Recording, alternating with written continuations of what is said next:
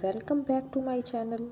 In this lecture, we will discuss the next half of the endocrine screening. हमने यहीं से start करना था. Syndrome of inadequate secretion of ADH or antidiuretic hormone. ठीक है, इसमें क्या होता है? SIADH is an excessive or inappropriate secretion of vasopressin. vasopressin को हम जो है वो ADH भी कहते हैं. That result in A mark retention of water in excess of sodium. इसका मतलब क्या है कि यूरिन आउटपुट जो है वो क्या होगी, डिक्रीज होगी, क्योंकि वाटर रिटेन हो जाएगा बॉडी में, एक्सक्रीट नहीं होगा, and we see cellular swelling. Urine output decrease dramatically as the body retain large amount of water and all the excessive water is distributed within body cells. और वो जो water excrete नहीं होगा body से, क्योंकि inappropriate secretion है ADH की. ADH क्या करता है, एंटी डायरेटिक वाटर को बॉडी में स्टोर रखता है, और डायरेसिस जो है वो क्या करते हैं, वो एक्सेस यूरिनेशन करवाते हैं. तो एंटी मीन्स के वाटर एक्सक्रीट नहीं होगा और वो सेल्स में क्या हो जाएगा, डिस्ट्रीब्यूटेड हो जाएगा, काजिंग इंट्रासेलुलर वाटर गेन. अब सेल्स में वाटर ज़्यादा हो गया तो सेल्स क्या कर जाएंगे, स्वेल कर जाएंगे. वाटर इंटॉक्सिकेशन, ये आपको समझ आ गई है. नेक्स्ट हम देखते हैं इसके sign and symptoms. There is a headache, confusion, lethargy, ये हमें देखने को मिलती है. डिक्रीज यूरिन आउटपुट जो कि मैंने बताया, और जब वाटर हमारा सेल्स में चला जाएगा, weight gain without visible oedema. Also seizures occur. Next, muscular cramps, vomiting, diarrhea, increased urine specific gravity जो कि greater than हो जाएगी 1.03. Decrease serum sodium, क्योंकि water ज़्यादा है, caused by dilution of serum from water. Sodium की जो normal amount होती है वो होती है 135 to 145 milli osmolarity, milli equivalent per decilitre, और ये उससे क्या हो जाएगी, कम हो जाएगी, तो सीरम सोडियम लेस हो जाएगा. क्यों, cause by dilution of serum from water. Acromegaly क्या होता है, ये आपने याद रखना है definition. It is an abnormal enlargement of the extremities. Extremities में क्या, hand and feet of the skeleton, resulting from hyper secretion of growth hormone. जब हाइपर सिक्रीशन होगी, सिक्रीशन मोर देन नॉर्मल होगी, तो क्या होंगे, एक्सट्रीमिटीज़ एबनॉर्मली इनलार्ज्ड हो जाएंगी from the pituitary gland. Growth hormone कहाँ से सिक्रेट होता है, पिट्यूटरी ग्लैंड. दिस कंडीशन, और पिट्यूटरी ग्लैंड में भी एंटीरियर पिट्यूटरी, ठीक है. This condition is relatively rare, ये इतनी कॉमन नहीं है, and occur in adults most often owing to a tumour of the pituitary gland. Pituitary gland में ट्यूमर की वजह से, ठीक है. इसको हम एक्रोमेगैली कहते हैं. In children over growth of GH stimulate growth of long bones. बच्चों के अंदर स्टिमुलेट कर देती है ग्रोथ ऑफ लॉन्ग बोन्स, क्योंकि बच्चों में ग्रोथ भी होनी होती है, एंड रिजल्ट इन गिगेंटिज्म. और फिर बच्चों में क्या हो जाता है, गिगेंटिज्म इन विच चाइल्ड ग्रो टू एक्सजरेटेड हाइट, जिनमें बच्चों की हाइट बहुत ज़्यादा होती है. अडल्ट्स में एक्रोमेगैली एंड चिल्ड्रन में gigantism. With adults growth of long bones has already stopped. बच्चों में ग्रोथ होनी होती है, अडल्ट्स में स्टॉप हो चुकी होती है. So the bones most affected are those of face, jaw, hand and feet, ठीक है. फेस की बोन्स, जा, हैंड और फीट की बोन्स, जो कि जैसे हैंड है डिस्टल एक्सट्रीमिटी है, फीट डिस्टल एक्सट्रीमिटी है, तो इनकी ग्रोथ हो जाती है. साइन एंड सिम्टम्स और कुछ और other sign and symptoms include amenorrhoea in women, ठीक है. फीमेल्स में एमेनोरिया की कंडीशन आएगी. क्लिनिकल प्रेजेंटेशन इसकी क्या होगी, degenerative arthropathy may be seen in the peripheral joints. Of a client with acromegaly. जो अडल्ट होंगे उनके अंदर क्या हमें देखने को मिलेगी, डीजनरेटिव आर्थोपैथी, जॉइंट्स की डिस्ट्रक्शन देखने को मिलेगी। In the peripheral joints most frequently attacking the large joints, ये मोस्ट जो है वो लार्ज जॉइंट्स को अटैक करता है। On x-ray study osteophyte formation, bones के जो हैं वो क्या बन जाते हैं, स्पर कह लें। Osteophyte formation may be seen in x ray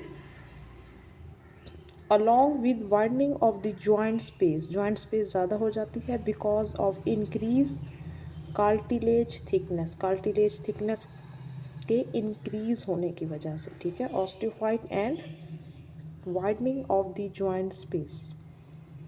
bone enlargement हमें देखने को मिलती है क्योंकि ग्रोथ ज़्यादा हो जाती है।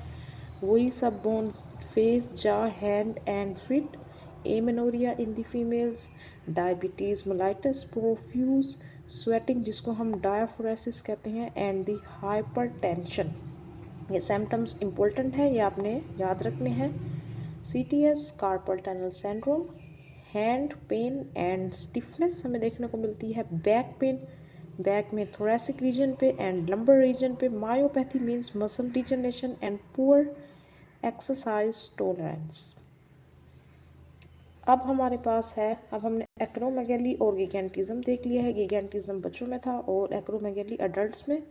Now we have adrenal insufficiency, primary adrenal insufficiency, chronic adrenocortical insufficiency, hyposecretion of the adrenal glands, ठीक है। इसमें क्या होगी, हाइपोसिक्रेशन है जो कि प्राइमरी भी हो सकती है और सेकेंडरी भी हो सकती है। प्राइमरी एड्रीनल इनसफिशिएंसी को हम एडिसन डिजीज़ कहते हैं। एडिसन डिजीज़ में हाइपोफंक्शन होगा। Named after the physician who first studies and describe the associated symptoms, उसके नेम पे है।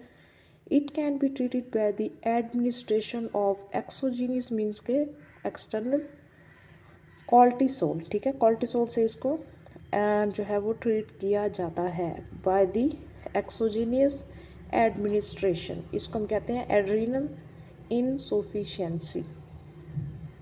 अब ये नेक्स्ट देखते हैं सेकेंडरी एड्रीनल इनसफिशिएंसी। ये किस वजह से होती है, refer to the dysfunction of the gland because of insufficient stimulation of the cortex owing to the lack of pituitary adrenal corticotropic hormone.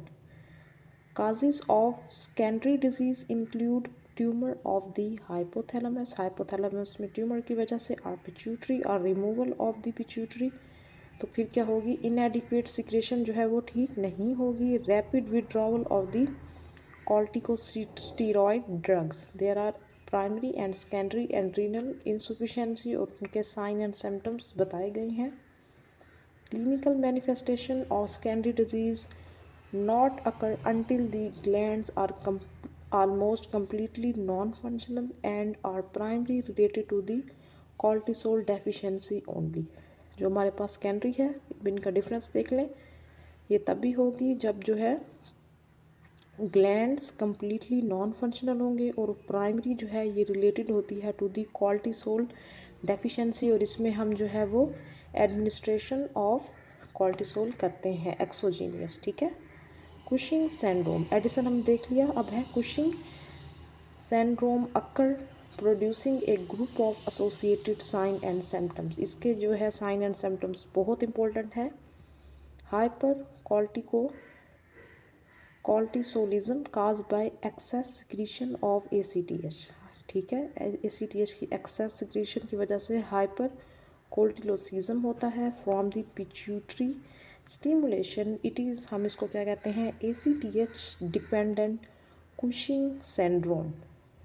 Cushing syndrome क्या होता है, ये हाइपर फंक्शन होता है एड्रीनल ग्लैंड का, तो इसको हम कुशिंग सिंड्रोम कहते हैं, ठीक है। और एडिसन में क्या था, डिस्ट्रक्शन थी उसकी, है ना। is a general term for increased secretion of cortisol by the adrenal cortex। अब इसमें क्या है, क्वेश्चन में हाइपर फंक्शन है, ये आपने याद रखना है। जब एड्रीनल ग्लैंड का, और खसूसी जो एड्रीनल ग्लैंड में एक एड्रीनल कॉर्टेक्स होता है और एक एड्रीनल मेडुला होता है, तो एड्रीनल कॉर्टेक्स में जो कॉर्टिसोल होता है उसकी इंक्रीज सिक्रीशन होती है इसमें। Sign and symptom, these are very important. Moon face appearance, very round face, buffalo hump at the neck, fatty deposition होगी, मून फेस होगा मीन्स के राउंड फेस होगा, protuberant abdomen with accumulation of fatty tissue and stretch marks, muscle wasting and weakness होगी patient में, decrease density of the bone specially spine, hypertension की condition होगी, kyphosis and back pain होगा patient को, secondary to the bone loss, easily ब्रूसिंग जैसे bleeding under the skin इसको हम कहते हैं। तो ये सब साइन एंड सिम्टम्स बहुत इंपॉर्टेंट हैं जो कि शॉर्ट में पूछे जाते हैं। साइकेट्रिक और इमोशनल डिस्टर्बेंस होगी पेशेंट में, इम्पेयर्ड रिप्रोडक्टिव फंक्शन होगा, decrease libido and changes in the menstrual cycle, diabetes mellitus, slow wound healing हमें देखने को मिलेगी and in specially in the women, masculinizing effects जैसे hair growth, breast atrophy and the voice changes also occur. ये sign and symptoms बहुत important हैं।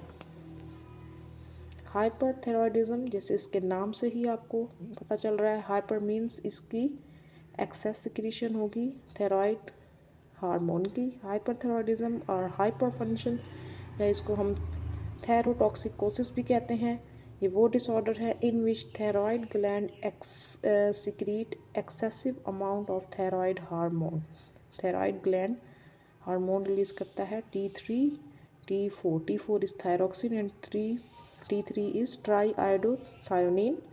Graves disease इसमें आती है, it is a common enlargement of the gland. इसमें क्या होता है, ग्लैंड जो होता है हमारा थायराइड ग्लैंड वो इनलार्ज हो जाता है। ग्वाइटर इसको हम कहते हैं, जिसको हम गलहड़ कहते हैं, leading to the swollen neck and often protruding eyes. इसमें आइज जो है वो प्रोट्रूड होती हैं, बाहर की तरफ आपको फील होती हैं।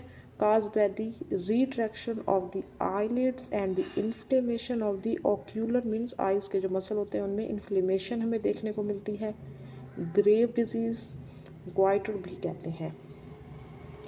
Excessive thyroid hormone creates a generalized elevation in the blood metabolism.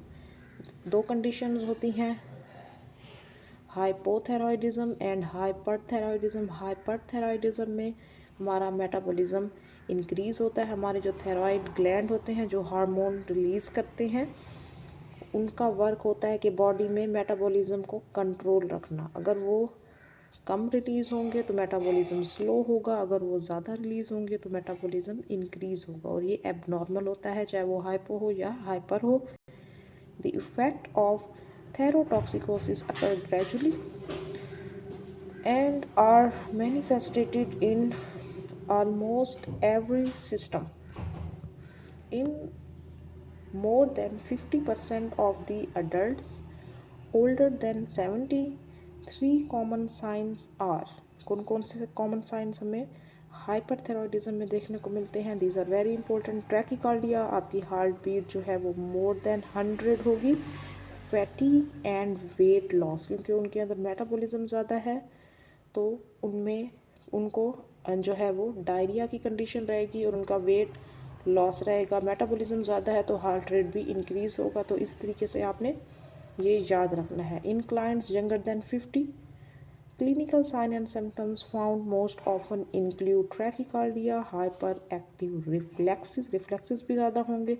Metabolism increase है तो उनमें स्वेटिंग होगी, हीट इंटॉलरेंस होगी, फैटीग, ट्रेमर्स होंगे, नर्वसनेस होगी, पोली डिप्सिया, उनको जो है वो प्यास ज़्यादा लगेगी, थ्रस्ट इंक्रीज़ होगी, वीकनेस होगी। क्योंकि उनका मेटाबॉलिज्म इंक्रीज़ है तो उन्हें बार बार जो है वो भूख लग जाएगी। तो increase appetite, dyspnoea and weight loss, ये सारे आप एक दूसरे से रिलेट कर रहे हैं। मेटाबॉलिज्म इंक्रीज़ होगा तो ये सब ही होंगे, ठीक है। द कंडीशन में बी क्लासिफाइड एज प्राइमरी और सेकेंडरी। इसमें भी हमारे पास प्राइमरी एंड सेकेंडरी है। Primary hypothyroidism result from reduced functional thyroid tissue mass or impaired hormonal senses or release। इसमें आयोडीन की डेफिशिएंसी होगी। अब हम हाइपोथायरॉयडिज्म की बात कर रहे हैं। आयोडीन की डेफिशिएंसी होगी, loss of thyroid tissue, auto immune thyroiditis, thyroiditis mean inflammation of the thyroid. ठीक है, इसमें जो है वो सिक्रेशन कम होगी। थायरॉयड हार्मोन की सेकेंडरी हाइपोथायरॉयडिज्म की बात की जाए तो which account for a small percentage of all cases of thyroidism occur as a result of inadequate secretion of the gland because of anterior pituitary gland dysfunction. Anterior pituitary gland के dysfunction की वजह से होगा। As with all disorders affecting a thyroid और parathyroid glands, हमारे पास thyroid gland होता है नेक के सामने और उसके पीछे हमारे पास पैराथायरॉयड ग्लैंड होता है जो कि बहुत स्मॉल सा होता है। ये clinical sign and symptoms affecting many systems of the body because the thyroid hormones play such an important role in the body metabolism. हमारा थायरॉयड जो हार्मोन है ये मेटाबॉलिज्म के लिए रोल प्ले करता है और जो पैराथायरॉयड है ये कैल्शियम को मेंटेन करता है हमारी बॉडी में, हमारे ब्लड लेवल में। ये आपने याद रखना है। Lack of these hormone seriously upset the balance of the body process. जो भी हार्मोन्स अपना वर्क कर रहे होते हैं, जब उनके अंदर हाइपर एक्टिविटी और हाइपो एक्टिविटी होगी तो उनका बैलेंस बॉडी में डिस्टर्ब हो जाएगा और हमारी पूरी बॉडी उससे इफ़ेक्ट होगी। ठीक है, among the primary symptoms associated with the hypothyroidism, ये बिल्कुल उससे अपोजिट है। हाइपरथायरॉयडिज्म में जो भी था हाइपोथायरॉयडिज्म में उससे अपोजिट है। It is intolerance to cold, वो इंटॉलरेंस टू हीट था। एक्सेसिव फैटीग, उसमें भी फैटीग थी। ठीक है, ये चीज़ें सेम है। एंड ड्रॉजीनेस, हेडेक, इसमें वेट गेन है। देखिए इसमें मेटाबॉलिज्म स्लो होता है, वेट गेन होता है, इसमें पेशेंट को कॉन्स्टिपेशन होती है। In females, in women menstrual bleeding में occur irregular and premenstrual symptoms में वर्स, PMS। ठीक है, हाइपोथायरॉयडिज्म में हमें ये देखने को मिलता है। Physical assessment often reveal dryness of the skin. अब आप ये देख लें, हमें ड्राइनेस ऑफ द स्किन मिल रही है एंड इंक्रीज थिननेस, और वो थिन होगी। Brittleness of the hair and the nails, ये भी हमें देखने को मिल रही है। देयर मे बी नोड्यूल्स और other irregularities of the thyroid palpation during anterior neck examination.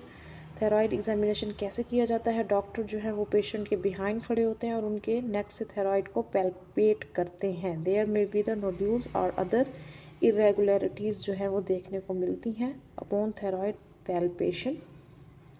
मैक्सोडीमा, myxoedema क्या होता है? It is a characteristic sign of hypothyroidism and more really associated with hyperthyroidism. ठीक है, ये ज़्यादातर जो है वो हाइपोथायरॉयडिज्म से एसोसिएट करता है। Often use synonymously with the hypothyroidism. Hyperthyroidism के साथ जो है वो ग्रेव्स डिजीज़ था और हाइपोथायरॉयडिज्म के साथ जो है वो मैक्सोइडीमा है। It is a result of an alternation in the composition of the dermis and other tissues, causing connective tissue to be separated by increased amount of mucopolysaccharide, जो कि हमारे कार्बोहाइड्रेट्स की वो है क्लासिफिकेशन है, एंड प्रोटीन। इसमें क्या होता है? अल्टरनेशन हो जाती है कंपोजिशन ऑफ द डर्मिस, जिसकी वजह से देखिए हाइपोथायरॉयडिज्म में हमारी स्किन जो है वो थिन हो जाती है and other tissue causing connective tissue to be separated by increased amount of mucopolysaccharides and protein. ये आपने मैक्सोइडीमा याद रखना है। This mucopolysaccharide among the most common manifestation है किसकी? हाइपोथायरॉयडिज्म की। Mucopolysaccharide and protein.